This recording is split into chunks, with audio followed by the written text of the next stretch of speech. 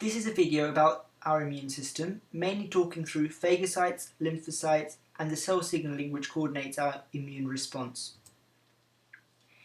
In context of OCR A, immune response is a very specific definition which we need to learn. The immune response is a specific response to a pathogen which involves the action of lymphocytes and antibodies. Your non-specific response refers to the phagocytes because these simply go after anything foreign, whereas your specific response, carried out by lymphocytes, is very targeted. We have chemical markers on our cells called antigens. A fully functioning immune system will never attack cells with your own antigens, but all other things will have antigens different from your own, so your body recognises they are foreign and goes after them. In summary, phagocytes equals non-specific and lymphocytes equal specific. However, the two types of white blood cells also work together, as I will go on to explain. A pathogen is an organism that causes disease. Bacteria reproduce really quickly. They make us ill by releasing toxins and causing physical damage to our cells due to their sheer number. Viruses are the ones that invade our cells to take over the genetic machinery and other organelles of the cell. They then cause the cell to manufacture more copies of the virus. The host cell eventually bursts, releasing many new viruses. On a side note, it's very tough to create antibiotics against viruses because they live inside your cells and you can't kill them without damaging your own body cells. Sad times. Finally, fungi send out reproductive hyphae. From my beloved biodiversity chapter, I know fungi are a group of organisms in which the body consists of a mycelium, a network of numerous strands called hyphae. These grow to the surface of the skin to release spores. This causes redness and severe irritation. Now we know about the pathogens that make us ill, let's find out about how we stay healthy. Remember, however, that health also includes social and mental well-being as well as the physical aspect we are now covering.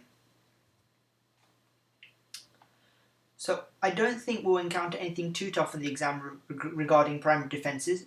I would say just remember 3 solid examples: 1, skin, 2, tears, and 3, mucous membranes. Open passages such as your airways and digestive tract are susceptible to infection, as there is no barrier such as skin preventing pathogens entering. Furthermore, the dangers increase because we take in materials such as food and air through these passages, which could be harbouring pathogens. However, biologists might say that due to evolution, these passages are now covered by mucous membranes. Recapping a bit of F211, the epithelial layer of the bronchus contains goblet cells that secrete mucus. The mucus traps pathogens, and the trapped pathogens and mucus are then wafted up to our throat by ciliated epithelium cells moving in a synchronized fashion. We swallow the mucus and the pathogens are killed by stomach acid. Pretty simple stuff, so I'll move back to immunity. So your primary defences have failed. Now, the pathogen has a foreign antigen, so your phagocytes will go after them. The main thing about the structure of phagocyte is its lobe nucleus, which you can see in the diagram. The process that I'm about to describe is called phagocytosis. Firstly, in A, the phagocyte has recognized the bacterium as foreign, and the phagocyte attaches to the bacterium by a surface receptor. This is not an antibody or something specific, it is just a surface receptor, and the first stage of phagocytosis. Next, due to the fluid nature of the cell membrane, back to Unit 1, I remember this is due to the phospholipid bilayer in the cell membrane.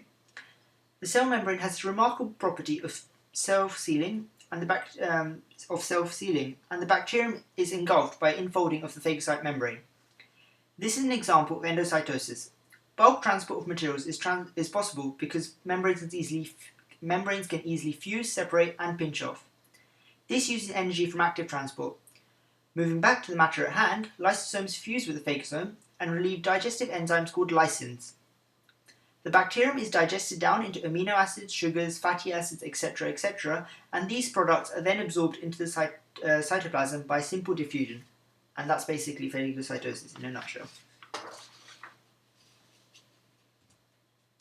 Now, there are lots of different types of phagocytes, but I'm going to try and keep it simple. We'll save the rest of med school. Once your body notices an infection, your body builds up more tissue fluid, the thing that bathes the cells of individual tissues. Tissue fluid will try and build up at the site of infection to try and send more cells to fight the infection. This builds up, leading to a swelling called an edema. Here, a type of phagocyte, the neutrophil, engulfs the pathogen by phagocytosis, as discussed on the previous slide. Phagocytes move towards the pathogen by chemotaxis. Chemotaxis is the movement of cells or organisms towards or away from a particular chemical. For example, we could discuss that infected cells release histamine, which attracts neutrophils to the area. It is this histamine which also makes the capillaries more leaky so that we have more tissue fluid. So now we have all this tissue fluid, excess tissue fluid is drained into the lymphatic system and is now called lymph. The lymph passes through the lymph nodes. The lymph nodes are fibrous and so act as a filter. We have macrophages waiting at these lymph nodes. I'd like to stress here that macrophages are just a type of phagocyte, and it's important we don't forget this. They ingest the pathogen and very nobly become an APC, antigen-presenting cell. Macrophages act like phagocytes to engulf and digest the pathogen, but they do not fully digest it. They separate out the antigens and incorporate them into a cell surface molecule which is exposed on the surface of the macrophage. Now we can finally move on to the specific immune response. Apologies, I'm going to have a bit of a long talk here. Lymphocytes are white blood cells that circulate around the body in the blood and lymph. B cells mature in the bone marrow, while T cells originate in the bone marrow but mature in the thymus gland. The whole point of this being the specific immune response is because B and T cells carry the correct receptor molecules on their membrane.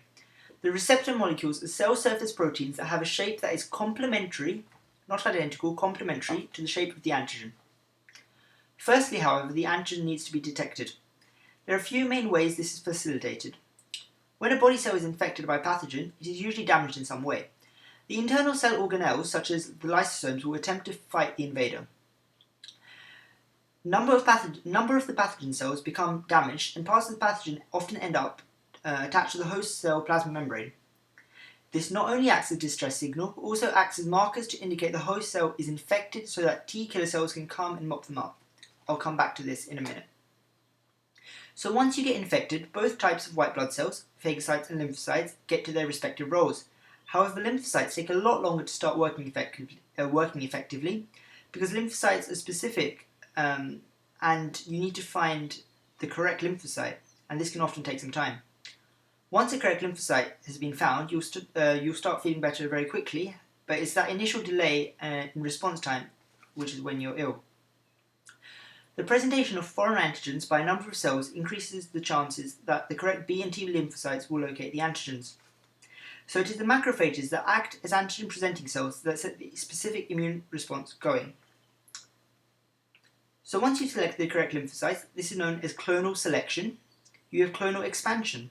Firstly, the T cells divide thousands of times by mitosis and then differentiate into either T helper or T killer cells. T killer cells check cells through cell-to-cell contact to see if they're infected or irregular. If they are infected or irregular, then the T killer cells release the enzyme perforin, and as the name says, the T killer cells, they kill the cell. A side note here is that many cells can release interferon, which can inhibit virus replication and stimulate the activity of T killer cells. Don't worry too much about that. Meanwhile, T helper cells stimulate clonal expansion of the B cells through cell-to-cell contact, as well as releasing interleukins which stimulate the proliferation and differentiation of B cells. The B cells differentiate to form plasma or B memory cells. The plasma cells produce antibodies. Generally, B and T cells have a very large nucleus. However, plasma cells are packed with Golgi and ribosomes and a much smaller nucleus because they have to manufacture lots of antibodies. T helper cells can also further differentiate to become T memory cells. Memory cells are cells that circulate in the blood after an immune response. They speed up the response to a subsequent attack by the same pathogen. So here, without going into much depth about antibodies, these are the things that actually stop the pathogen. They're the miraculous proteins that save our lives. They either neutralize or glutinate the pathogens. Antibodies cover the pathogen binding sites and prevent the pathogen from binding to a host cell and entering the cell. Alternatively, a large antibody can bind many pathogens together so that they become too large to enter a host cell. The constant region in an antibody allows it to attach to phagocytic cells, so these can then ingest lots of pathogens all at once after the antibody has agglutinated them.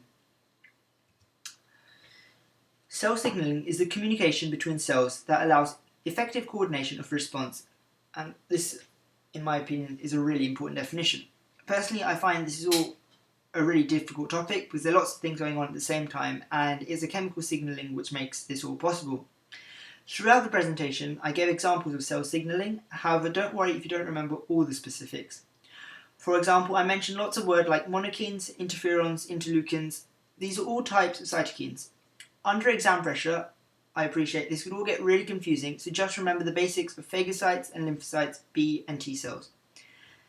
Don't get confused between macrophages and neutrophils, these are just types of phagocytes, and don't worry about every single detail, as you can still pick up full marks from my experience of mark schemes, as long as you have a secure idea of what's going on. Good luck. Hope I haven't bored you too much.